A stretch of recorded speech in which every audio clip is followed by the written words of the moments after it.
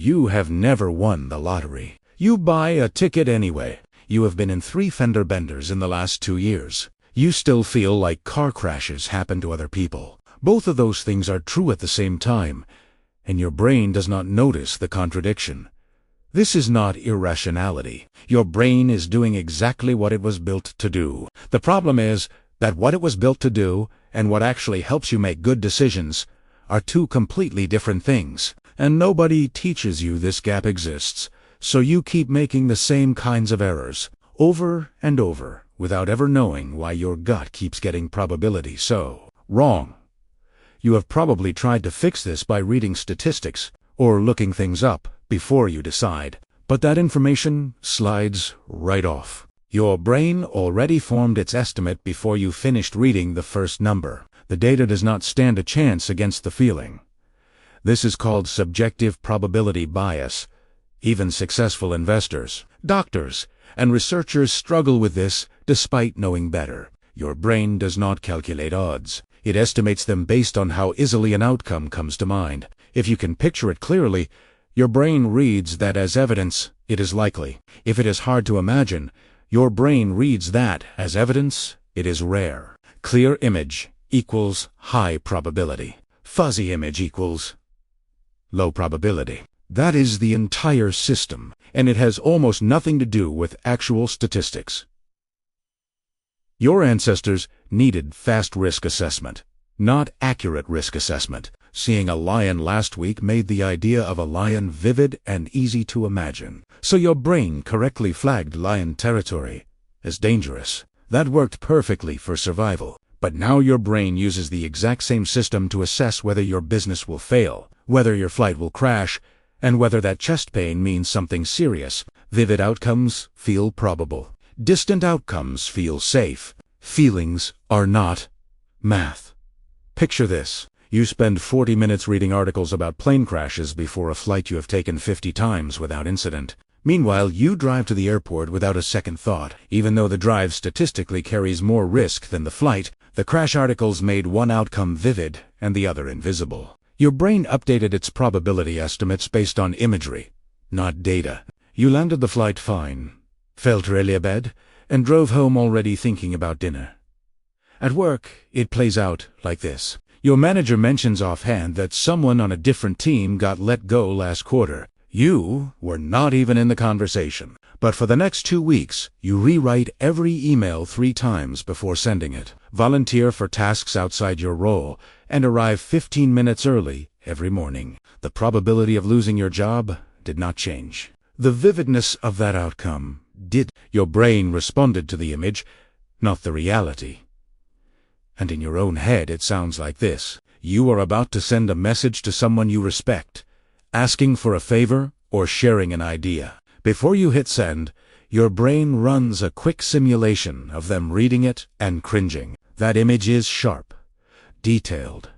You can almost see their expression. So your brain marks the outcome as highly likely, and you either rewrite the message 6 times or delete it entirely. The actual probability of a bad response might be 15%. The vividness of it in your mind made it feel like 80. Studies found that people consistently overestimate the likelihood of dramatic, memorable events by as much as 3 to 4 times their actual frequency. That overestimation bleeds into every corner of your decisions. You overestimate the risk of the memorable bad thing and underestimate the slow-building risk of the ordinary thing. You fear the plane and ignore the chair you sit in 12 hours a day. You fear the big public failure and ignore the quiet cost of never trying. You stop doing things because your brain made one outcome feel inevitable. And you keep doing other things because your brain made a different risk feel abstract and far away. The consequences are not just about fear. This same system inflates your estimates of good outcomes too. You start a business, or a diet, or a new routine with a clear, detailed mental image of how it will go. The image feels like evidence. Your brain marks success as highly probable. You underplan for obstacles because the obstacles are fuzzy, and the success is sharp.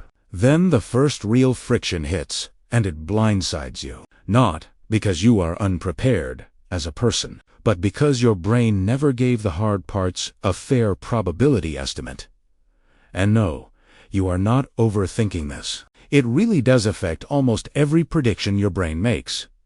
Most people who learn about this try to fix it by telling themselves to be more rational. They decide to stop going with their gut and start doing research instead. But that misses what is actually happening. The bias does not live in the decision. It lives in the estimate your brain made before you started deciding. By the time you are weighing options, the probability numbers in your head are already wrong. Trying to be more logical at the decision stage is like trying to bake a better cake by decorating it differently. The batter was already off. And this bias sticks around because the feeling of vivid probability feels like insight. When something feels likely, it feels like you know something. Challenging that feeling does not feel like correcting a bias. It feels like ignoring your gut. And everyone tells you to trust your gut. But here's where it gets interesting. Your brain does not have a probability calculator. It has a vividness detector. That is, the whole system. Which means the bias does not come from being wrong. It comes from your brain using the wrong measurement tool entirely. You have been trying to get accurate compass readings from a thermometer. Once you see it that way, the goal stops being trust your gut less. The goal becomes understand what your gut is actually measuring. Your gut is measuring vividness, not likelihood. So when something feels inevitable, ask what made this outcome so easy to imagine. Recent? News? A conversation? Something you watched?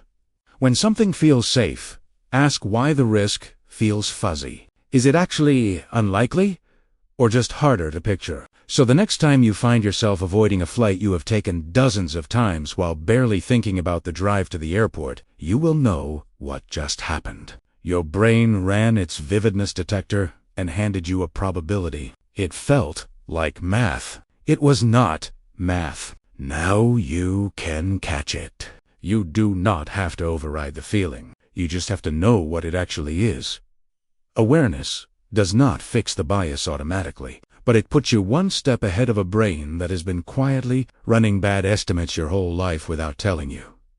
Watch yourself this week. Every time something feels certain or impossible, ask what you have been exposed to lately that made it feel that way. You will start catching the detector running in real time. That is not a small thing. Most people never get that far. Join the thousands of people who are finally understanding why they do what they do.